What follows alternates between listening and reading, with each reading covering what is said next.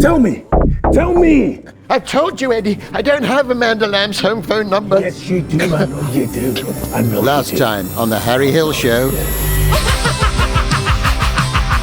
Harry Hill Show! Hello there, I'm Harry Hill, and this is my show. It's the Harry Hill Show.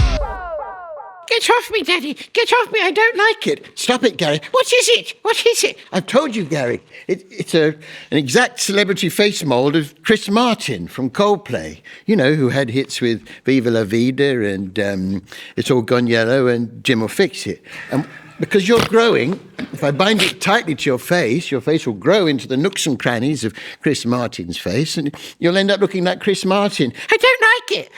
Well, imagine the kudos, Gary, of me walking along the promenade with my son, who looks just like Chris Martin. Well, I don't want to do it, Daddy. Just a minute. That's not the mask of Chris Martin from Coldplay. That's the celebrity face mould of the so-called King of the North, Andy Burnham. That was a close shave. The guest is here, Daddy. Oh, the guest is here. Well, let's welcome our guest. Welcome to Phil Wang. It's Phil Wang, everyone. Hello, Phil. Hi everybody. It's lovely to see you. Good to see you too, and to meet Gary. Because your body language is a bit negative.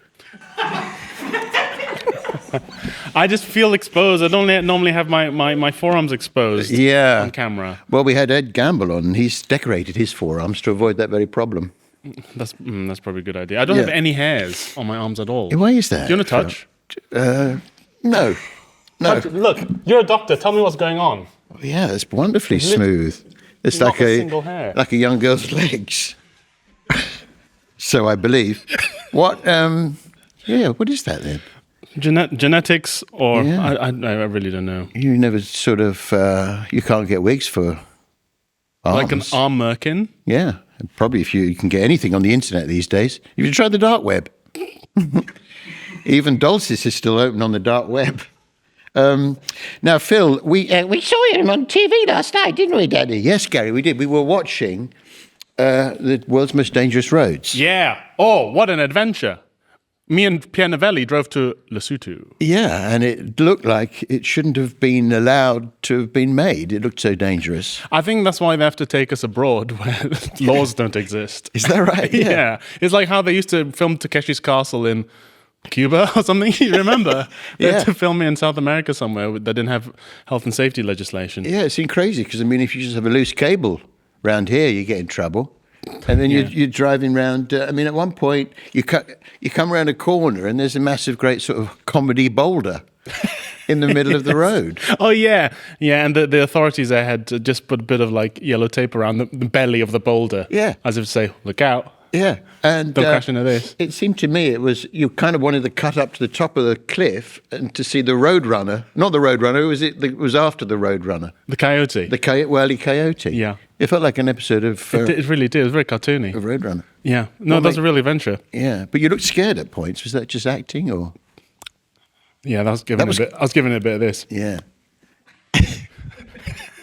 No, it was scary because you have to drive down this extremely steep, winding road to get out of Lesotho into South Africa, and there's no barriers on it at all. So if you go over, you'll just tumble into South Africa, which is not a great way to enter South Africa. No.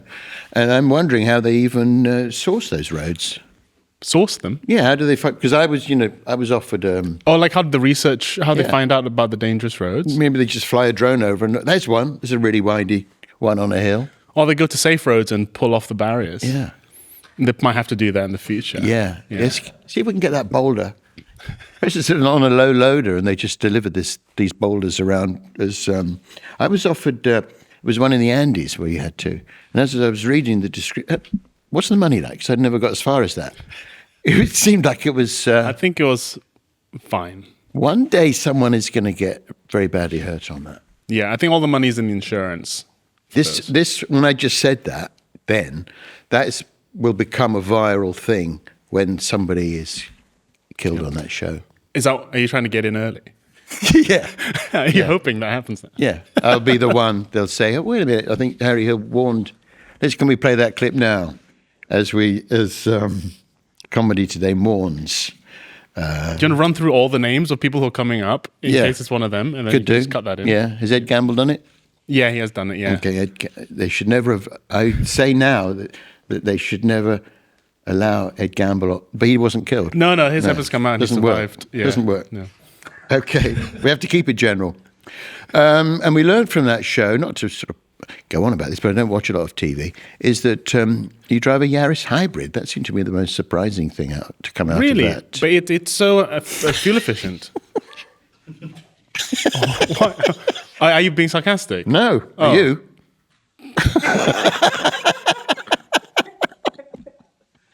There's no place for sarcasm on this show. I thought the hybrid thing was the thing of the past now. I think the industry's moving more into full electric, but the hybrid was a sort of halfway house, I think, between the full petrol car and the full electric car, and it still has a place in the market. I'm waiting for everyone to get an electric car before I get one. What do you drive? What do I drive? I drive a Jaguar, a petrol Jaguar. Wowee! Yeah, That's yeah. wonderful. Yeah. Yeah, still got some of that money left. Haven't got to sell my house yet. You couldn't even sell it now. The market's on its knees.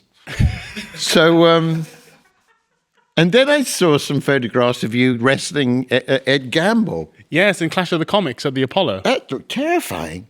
It was quite scary. Again, something where an injury was perfectly possible, but it was fun, and we had a lot of practice, and we're both wrestling fans. Yeah, so I gather, and he's such a wrestling fan that he trained his wife up to wrestle him. No, I think that was her choice. She's also a wrestling fan. I don't think he... Seems a bit unlikely, a woman wanting to become a wrestler. I think it's obvious gaslighting. So listen, Phil, we've got a show mascot, Licky, the show you probably heard about. Everyone's talking about Licky, the Harry Hill show mascot. Licky, will you come out and say hello to Phil? Licky, oh, hello. He's what? Just a second, Phil. I've got to go and get Licky. Not even given out by the Swiss Army. Oi, you two, come on, you're on. And don't let it happen again. Licky, Licky, the Harry Hill show mascot. Licky, Licky, Crying out loud. horrible. For crying out loud, Licky. So long. Stop that! Stop that! Sorry about that, Phil. Go on, to your quarters.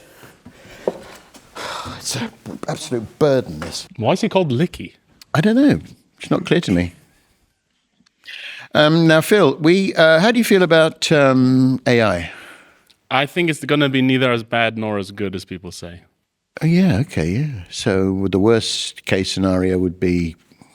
Well, it destroys us all. Yeah. That's the worst, but I think that's unlikely. Yeah. And I'm not sure how that's supposed to happen.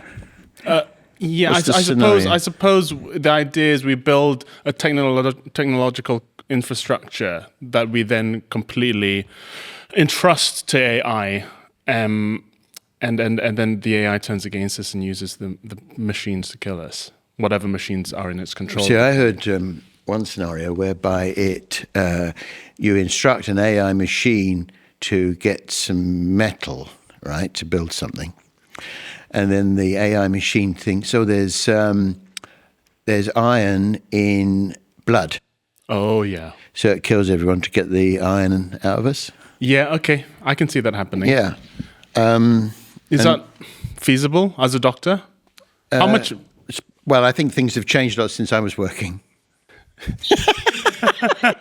We didn't used to... I can't remember ever trying to get iron out of someone. Now, Phil, sorry to prolong your agony, but we have actually got an AI bot who works on the show. Oh, okay. Did they hear what we just said? They will come. They have heard what you said. Okay. And they may have an opinion on it. Okay. Sarah, the AI bot, stands for synthetic aromatic. Not synthetic orthodox. I can't remember, but Synthetic automatic? automatic robot and helper. Thank you. Okay, yep. Nice to meet a proper fan. Sarah, are you there? Would you like to come out and say hello to Phil? Give us some information. Sarah? You took your time. Yes, she is. Say hello to Phil. Oh my good God, 'tis Phil Wang. Lovin' your comedy from your head down to your size 3 shoes, and I mean really lovin' in the deepest sense. She's offering you a Twix. Oh, thank you, Sarah. My shoes are size 12. Oh, they're stuck. She's checking. Okay. All right. Now, Sarah's going to tell us a little bit. You like Twixes? I love Twixes. Well, that's her first win. Sarah, you're going to tell us a little bit about Phil? Here goes. Philip Nathaniel Wang Singoy is a British-Malaysian stand-up comedian and comedy writer. Early life. Wang was born in Stoke-on-Trent to an English mother and a Chinese-Malaysian father of Hakka descent a few weeks after his birth. His family returned to the city of Kota Kinabalu in Sabah, Malaysia, where his parents had first met in 1982. Wang was raised in Kota Kinabalu, Malaysia, and educated in Malay, Mandarin, and English. He later studied at Jerudong International School in Brunei before moving to Bath in the UK at 16. Wang completed a 4-year engineering degree at King's College, Cambridge, where he also served as president of the Cambridge Footlights in 2012. Any of that ring a bell? My father's Hainanese, not Hakka. I'm so sorry. And I know there's a huge difference. What was going on here? Phil, you're in Stoke-on-Trent, then out to Malaysia, then back to Brunei and Bath. What was going on? They were trying to lose you. Why were you moving around so much? You in the forces, or were you in the forces? It wasn't that much. I was born in Stoke, and 3 weeks after that, moved back to Malaysia, where my dad's from, Sabah. And then just when I was 14 to 16, did boarding school in Brunei, which is right on Borneo. It's not far. It's right next to it. Oh, okay. Yeah, people tend to think Brunei is in the Middle East. Because it sounds like Dubai, but it is not. Oh, it's not. Okay, fine. And then, and then to Bath. And then to Bath from 16 onwards. That's quite a lot. And then London, 2012 to present. Yeah. So how was that growing up, moving around so much? I quite liked it because it's nice to refresh your environment from time to time, change it up. Yeah. Reinvent yourself. Or you could sort of, say, I'm not going to be quite so, in my case, sort of nerdy, or I'm going to be a bit more. Well, the issue was I reinvented myself as the same guy every time. All right. So it's difficult to keep that up, that reinvention thing, isn't it? Yeah. I kept thinking it would be different, but no. Still this. You fall back on old ways. And then you went to King's College. Cambridge, yeah. In Cambridge, yeah. So that was, and doing an engineering degree. I had a friend who did an engineering degree, and I've often wondered, what do you do? At Cambridge, the first 2 years are general, so you do everything. And then you can't. What do you mean everything? So electrical, structural, mechanical. Yeah, well, this is what I'm getting at. Okay. So when you say like electrical engineering, what's that, like wiring? Designing circuits. Oh, okay. And understanding how components so behave. It's quite practical. Oh, yeah, it's all very practical. Yeah. And there are more conceptual modules like the mathematics ones, but sort of tensile strength and that. Yeah, that would be structural engineering. That'd be our materials engineering. Yeah. Very interesting. Yes, I ended up with a mechanical degree, but with a lot of aeronautical and what's called control systems engineering, which is essentially how you take a system and hold it from one steady state to a new one. For example, a thermostat. Very full answer. And had you gone thinking, I'm going to get in the footlights?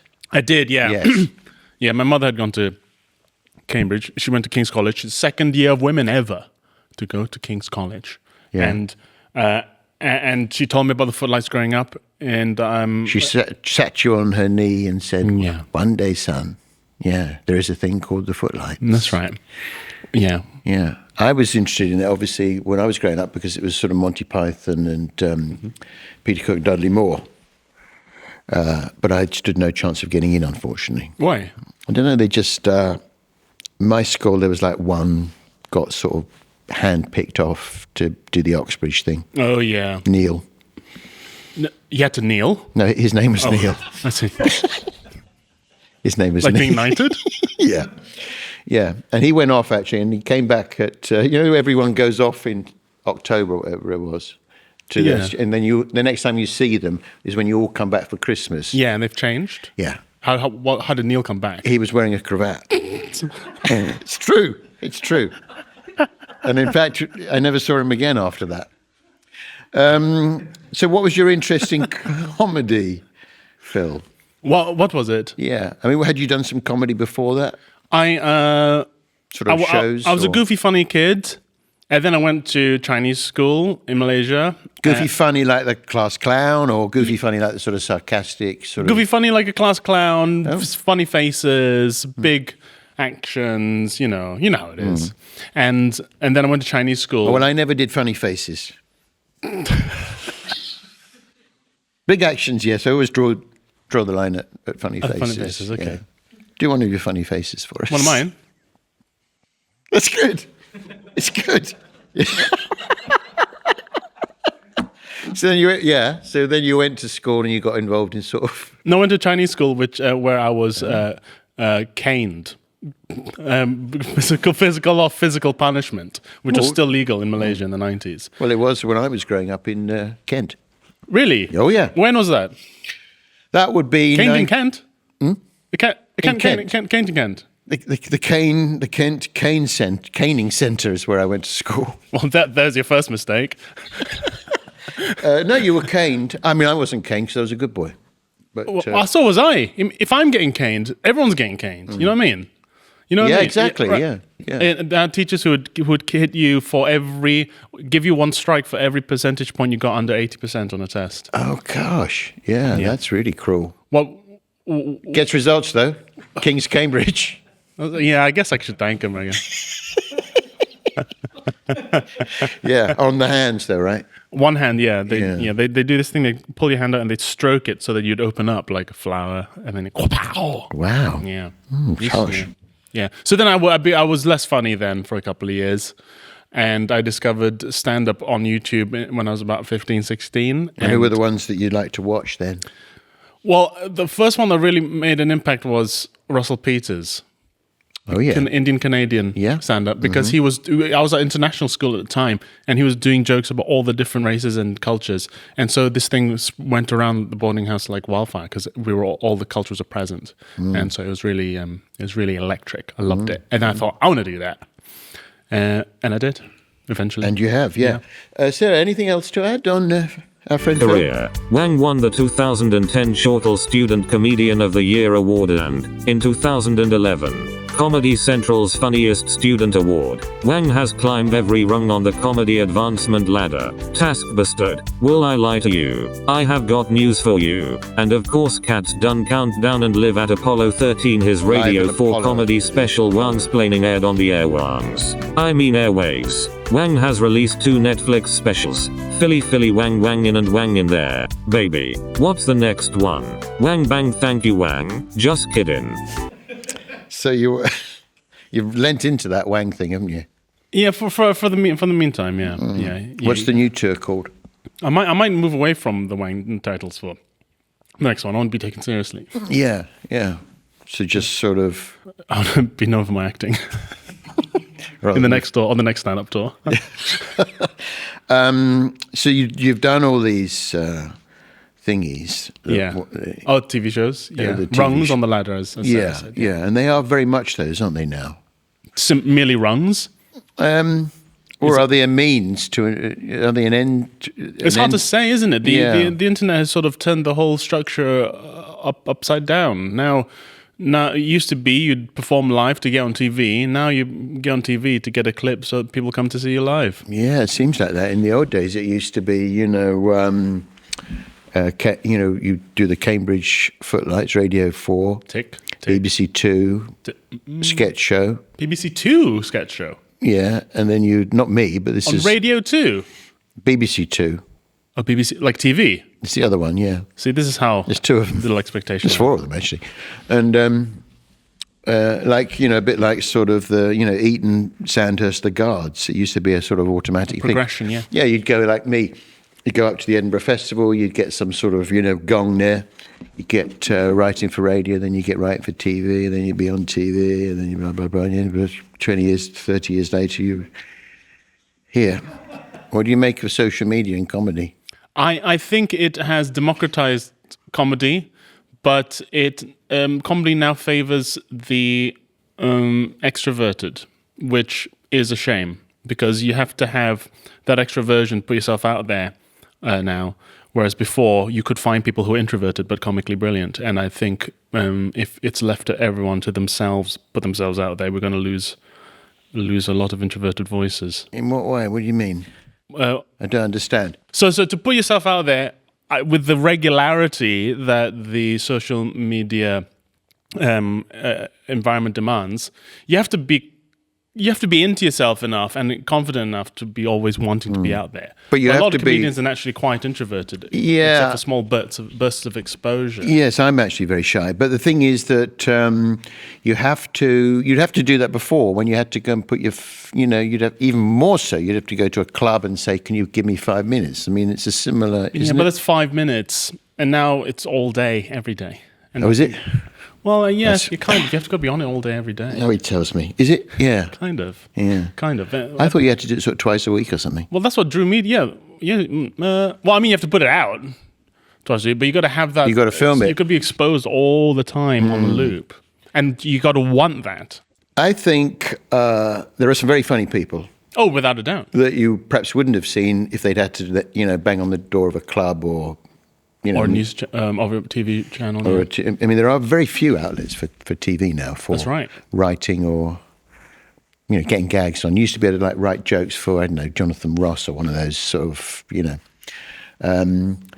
But I think that maybe the issue for me slightly is, and I don't really have a big issue, is that they're very short bits.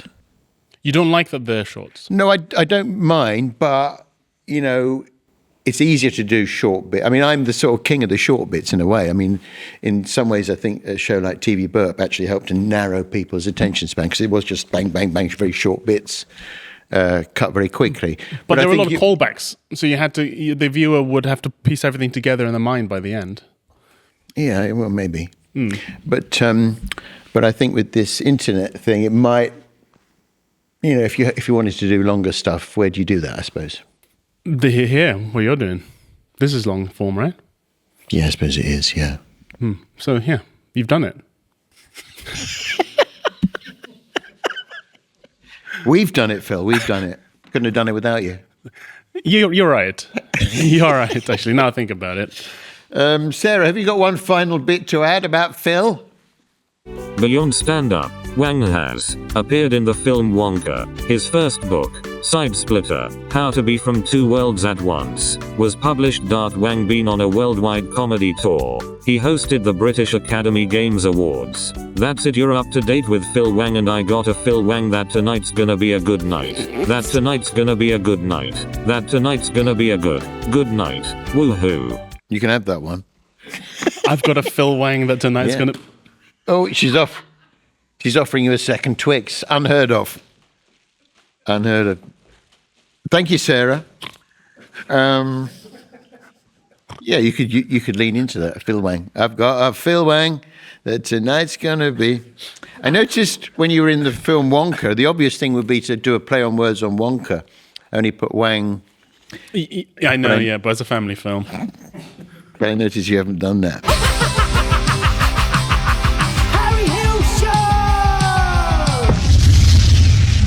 Feeling vulnerable and tearful when this modern world is getting too much for you?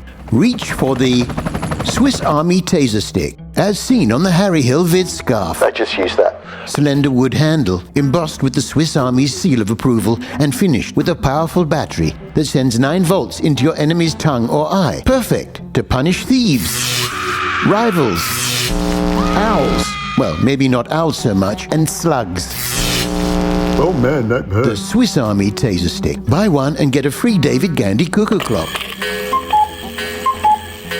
Warning, may cause burns, bad feelings, or escalate tension in the Middle East. Regency Innovations. Princely interventions in an uncaring world. It's time for our theme of the week.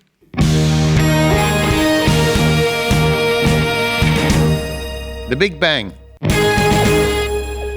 The Big Bang, and we're joined by Chris Lintott, who is Professor of Astrophysics at the Department of Physics at Oxford University. Does it get any better than that? It's a good title, isn't it? Congratulations. Thank you very much. My mother's very proud. I bet she is, yeah. Yeah, imagine how my mum feels. Yeah, used to be a doctor. Do you know Phil Wang? We've never met, but hi, nice to see you. Big fan. Oh, et cetera. likewise. Big fan of physics. Of physics in general. Big science. Good. Phil was at Cambridge, your arch enemy, and he did engineering. I did engineering, yeah. Sorry. I was there too. At Cambridge? Yeah. Were you? Yeah. When? 99 to 2003. Oh! We overlap. I was 2008, 12. Okay, you're younger. Good. All right, this is never going to make the podcast. When you two are it is. I'm going to insist that it is. Yeah. getting to know you. And I imagine there is some overlap between engineering and... Yeah, we need engineers. They do useful things, but also I get letters with crazy theories of the universe. So people who think they've solved everything, and it's almost always retired engineers who just think the universe should be simple and they've worked it out. And if only I would listen to them or read 200 pages of handwritten like notes. A unified theory. That's right. Yeah. It's often involving, if you take the orbit of Mercury and divide by the mass of Jupiter, you get a number that's kind of similar to the strength of an atomic pull in a nucleus and so on. And then there's some you got my quantum in letter it. then. We get yes. The pictures were lovely, Harry. Well, there is a certain kind of logic to it being simple, isn't there? Yeah, in some ways, people would say the universe is simpler than it should be. Like, there's no guarantee that we should live in a universe that we can understand, and yet we've got somewhere in trying to understand it. But it's got this crazy thing at the start, which is our theme, which is this idea that it started in what we seem to call the Big Bang, which we don't understand. Oh, you don't understand? Well, not the very moment. If the Big Bang is this moment at the beginning where everything started, that's also the place where physics breaks. So we can go right back to just after the Big Bang, and I can tell you sensible things about the universe. But that moment of the clock starting, time equals zero, you can make some stuff up. You can have some fun thinking about what physics might be there, but we basically don't know what happened. It's impossible to imagine what that could be before anything. Yes, and I think people like me occasionally make a good living out of pretending that we know what that is like. We can stand there and go, imagine a time before time, or imagine that the whole universe was infinitesimally small, and that sounds like I know what I'm talking about, but basically none of those words mean anything. What we do know is just after that, everything was crammed close together, the universe was very hot and dense, and it's been expanding ever since. So the Big Bang theory, the idea that there's this expansion, we do understand. Okay, so you can answer the question. My first question, what is the Big Bang?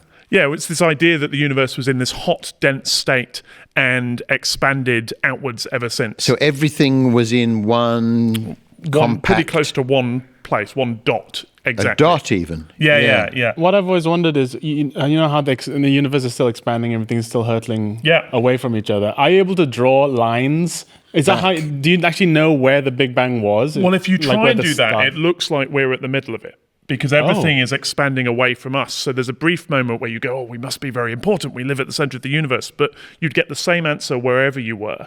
So surely you wouldn't know, because this is a very good theory. Yeah. I'm surprised no one has actually come up with that Retired engineer, yet. you see. What theory? Retired engineer. About drawing all the lines? You just draw lines. It's just like one of the letters you It's get. heading in that direction. Yeah. No. But the thing You is, just draw the lines. think of it as... Dummy. I thought it was being so smart. Think of it as stretching, right? So don't think about the universe. Don't think, even though we call it the Big Bang, don't think of it as an explosion. Okay. Think about it as space stretching. And so if you stretch space in every direction, then everything is getting further away from everything else. Hang on. I haven't got that. Well, people sometimes think about this like if you have, I'm sure you do this on the weekend, if you're baking a nice loaf of raisin bread, this is a terrible analogy, but let's imagine that's what you're doing. When you put it in the oven, it expands, the bread expands, and the raisins get further apart from each other. And if you were sitting on one of those raisins, you'd see all the other raisins rushing away from you, and you'd think you were the most important raisin. Or like if you have a big rubber band and Yeah. you have a little dot there and you stretch it all, that dot only moves about that much. That's right. Yeah. I get it. And so we can measure how fast space is stretching, and it's not How fast that is fast. it? So if you take a megaparsec, which is about 3 million light years, so a lot, then every every second, all of that space gets 70 kilometers longer. So it's not very much compared to millions of light years. And that's why, it's not that the Earth's expanding, you're not expanding, I'm not expanding because of the expansion of space. But if you take the whole universe, it becomes this thing that dominates. Phil looks like he's going to be sick. Say billion too much. It's a lot of information, isn't it? Yeah, it is. It's the idea that everything is moving really fast right now. And that are we gonna lose? Are we gonna get too far from each other that we're not held together by gravity anymore? Well, we're not. The universe isn't held together by gravity. When we saw, it's about 100 years ago, people started to realize that space was expanding. What they thought would be happening was that gravity would pull everything back together. And so you'd have this phase where the universe expands. And then goes back. It goes backwards, and then it ends up in the opposite of a Big Bang, which is called in the papers, people call it a Big Crunch, but they also call it, there's a group of people who call it the Gnab-Nib, which is Big Bang backwards. Very good. Which is very nice. This is what we expect from our nerds. Yes, you get Big Bang, Gnab-Nib, and then you can cheat, because then you can just have it rebound.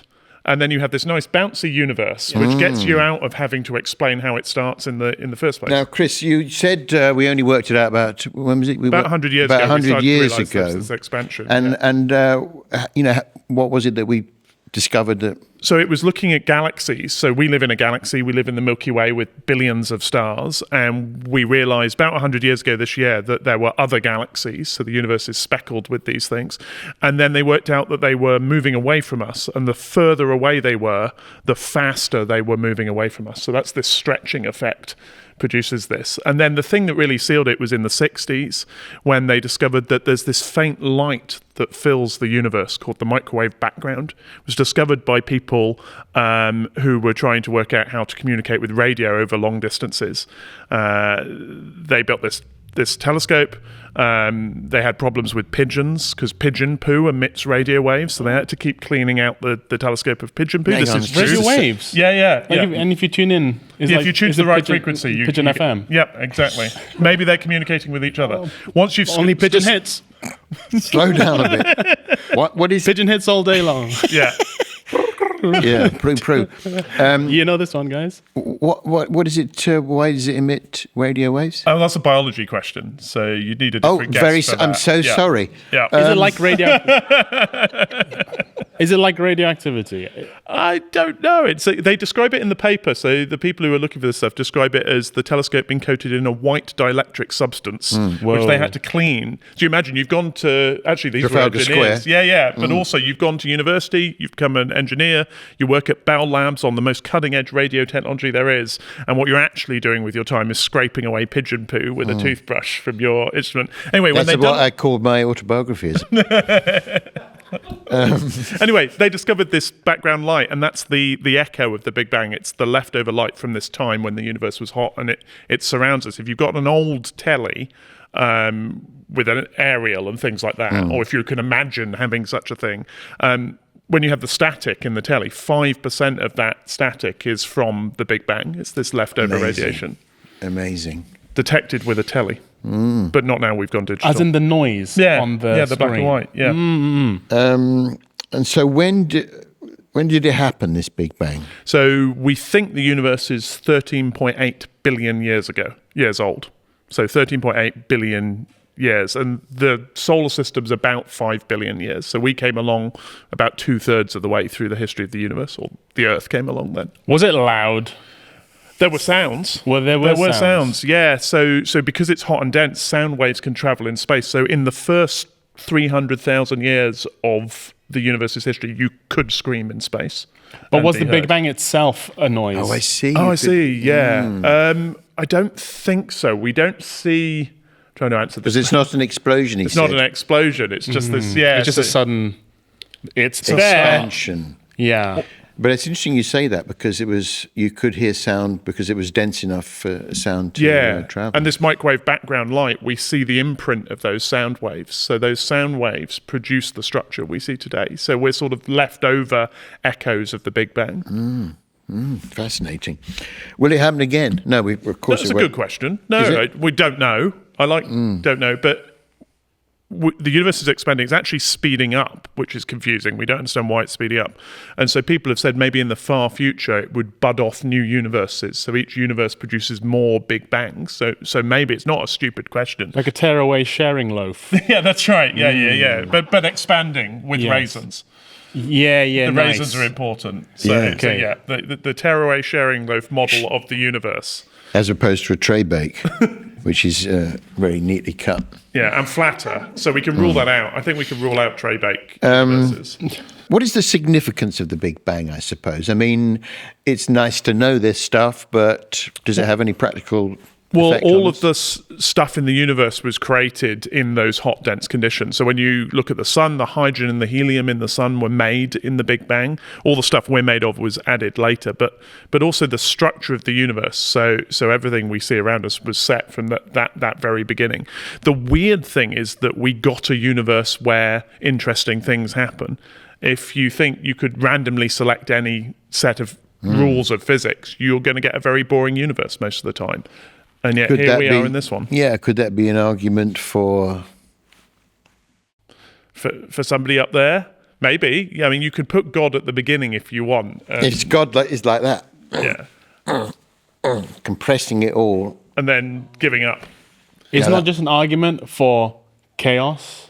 And what's the thermodynamic? For creating entropy. Entropy. Yeah. Well, entropy is a problem. So we'll deal with God, then entropy. So you can have God at the beginning, but that feels, to a physicist, that feels like cheating. Like that's the same as me going, oh yes, it was created by, I don't know, Brian. Brian created the Big Bang, and there we go. Pretty good for Brian. Yeah, got to be a Brian. Entropy. Yeah. So there's also the sense. Also, do you have a job? Yeah. Well, there's lots of universe to study afterwards. It'd be nice to know the beginning was nailed down, to be honest. It's a bit upsetting that we don't know. Literally, the first question you asked, and my answer is, I don't know, which isn't very good after the introduction. But the entropy, the sense that the universe devolves into chaos over time. So one of the things we don't understand about the Big Bang is why it set us up so that stuff could happen. It could have produced a universe that was just chaotic from the beginning, that was just a mess of particles. Well, it could have done, I suppose. I mean, it might have been that several, and this is just the one we know. Yeah, and then people argue that, okay, so we're living in this one, so it's not surprising it's one that produced life. But I don't know, again, it feels like cheating. You've invented the anthropic principle there. That's what that's called, this idea. This idea, Harry's anthropic principle, this idea that the universe is the way it is because we happen to exist in it. But it still feels like cheating. What I want is somebody to write down an equation that will tell me why the Big Bang had to produce a universe like this, and ideally, what happened before it. Because there could have been a history of the universe before the Big Bang that we don't understand. But how can you have a history with no time? Well, time doesn't have to start in the Big Bang. Our time started then, but maybe there was some other, maybe there was a universe that collapsed to start our Big Bang, or maybe we don't, this is going to blow your mind, we don't have to be the first bit of sharing loaf. Our universe could have been one of the pieces that's been ripped came off. Yeah, exactly. And so you've got this time that exists in the pre-loaf stage. God damn. There's a proving universe. Yes. Yeah. Yeah, we're going to have to write a paper after this. I think there's definitely a new theory coming here. Yeah, I actually feel like crying. Really? In a good way? What? Have you seen the film Interstellar? I have, yes. Do you understand that? Bits of it. You know what annoys me about Interstellar? They're going on this journey to a black hole to save humanity, and it's got one of the great training montages of all time. There's like 10 minutes of film time of them like driving through cornfields and doing weights and arguing, and then they get into space, and then one of them goes, so what is a black hole? And you just think that surely that's day one of training if you're going on a black hole. I think that was for us, really, wasn't it? For the viewers. It was a bit when you watch a sci-fi movie as a physicist, is it entertaining or annoying? I like it as long as they don't explain the science. Okay. So, there's Danny Boyle's Sunshine, right? Where they're like, the sun is turning off and we have to launch a bomb to fix it. I'm like, great, got it, good. And then they go, the bomb is made of dark matter. And I was like, no, stop it. Stop saying things. Yeah. I was happy with the magic bomb. Yes. That's fine. Yeah. They're always trying to over-explain things. Yeah. It's a bit like when we watch films with comedians in. Don't you find that? It never is never realistic at all. I have to turn off every single time. Never You fun. mean the drinking, the arguing? None of that's real? The crying. It's not enough. So while we've got you here, Chris, what should we be looking forward to in the night sky? I know you're the co-host of Yeah. The Sky at Night with Maggie Adairian Pocock. Yeah, exactly.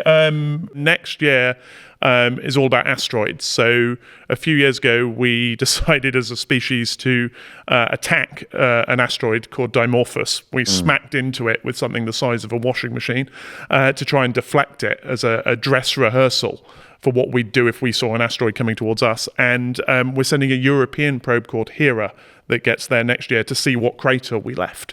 So that'll be quite exciting. We'll find out whether we can save the world if we see an asteroid coming towards us. And then there's a new telescope. We've got the Vera Rubin Observatory that it's a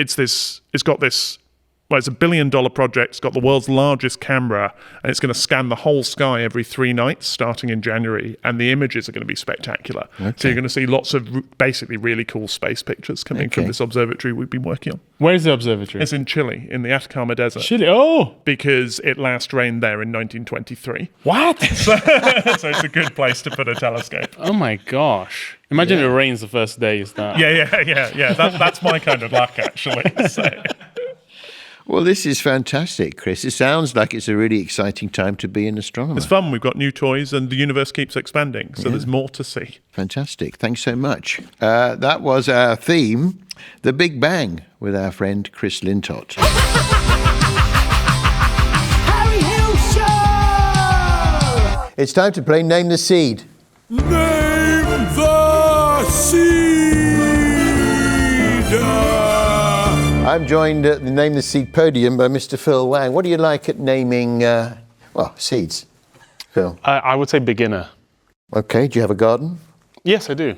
Do you grow things in the garden? Big things are in the garden. I've planted grass seeds, so I probably recognize some grass seeds. Okay, good.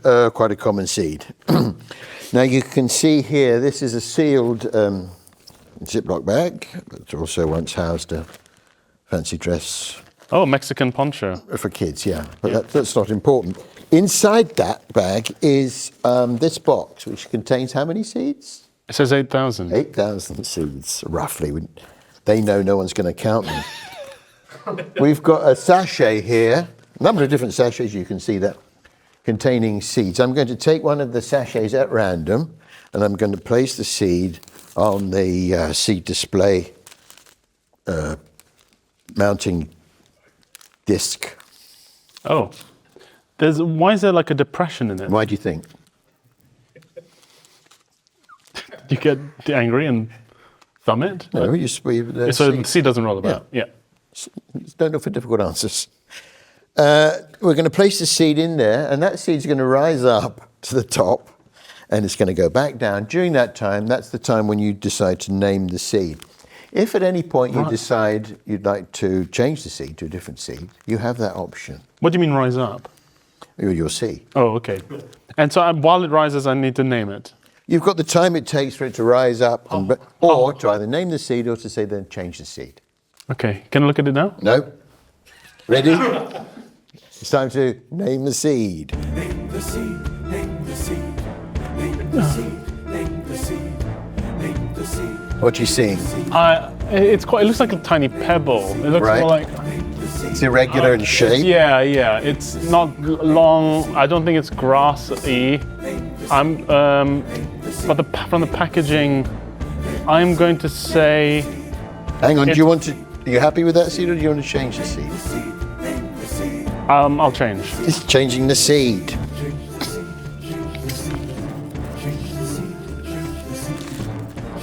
I've got to get these. Here we go. Got my finger in there. You didn't see that, did you? Was there anything to see? Not really. I can see you putting your finger in the bag. Well, Just was I take meant to that see seed. Okay. And we'll place the new seed, very different looking seed. Are you ready to name the seed? It's very similar. What is it? It's a bit bigger, isn't it? It's paler in colour and it's irregular in form. Okay, I feel like it. It's not the pebble. It's not the tiny pebble. It's that you saw before? Name the seed. I mean, I don't know. I'm going to say like a wheatgrass. Are you saying? Sorry, I shouldn't laugh. Why? Why should you? Oh, It's not a wheatgrass. okay. It's not a wheatgrass, Phil. Okay. For anyone who wants to know what the seed is, doesn't want to know what the seed is, look away now and we'll flash that up on screen. Phil, open your hand for me. There we are. That's the seed. I want you to plant that seed, and when it comes up, you'll find out what that seed is. That was Name the Seed. Name the seed.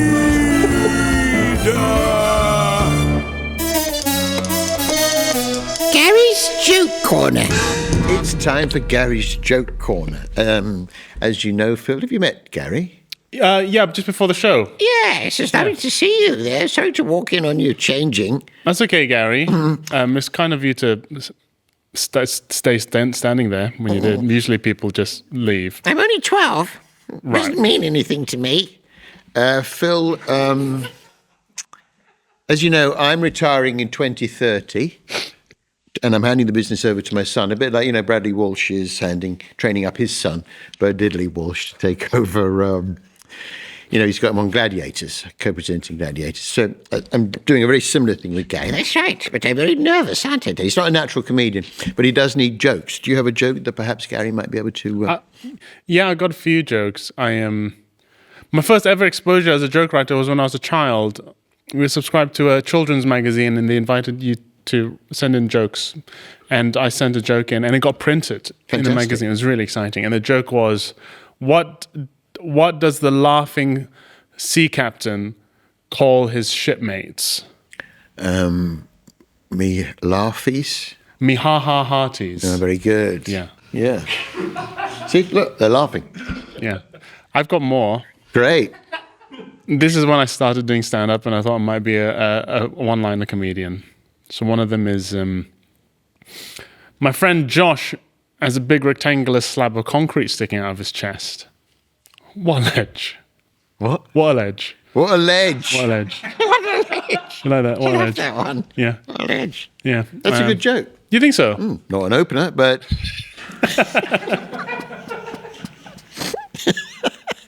Yeah, it's the one-liners that are tricky, aren't they? Well, they are tricky. Do you want any more?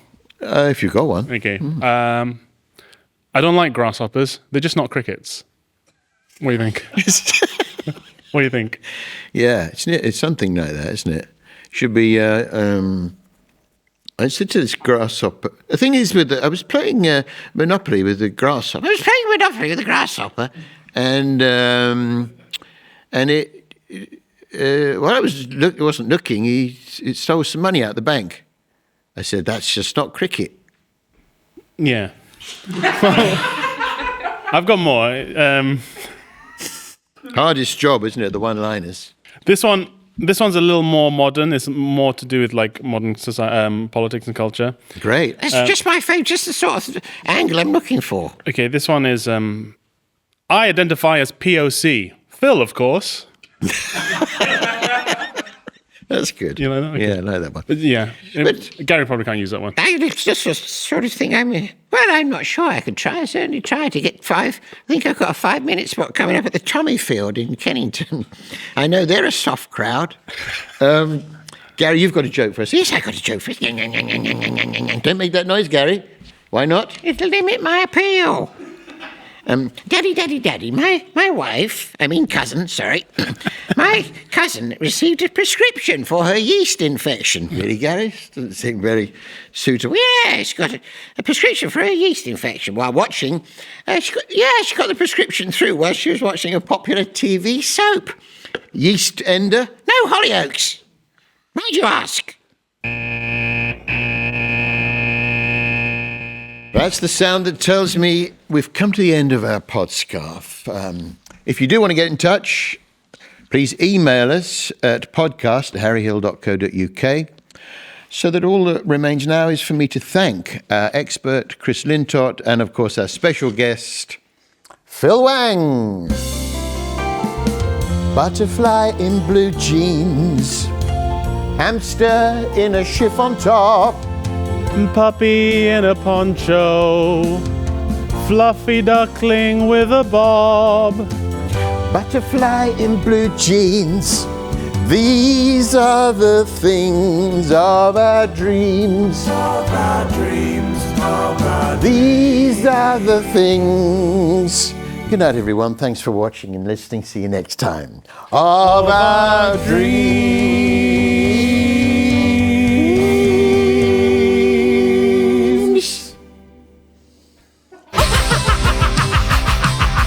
Harry Hill Show!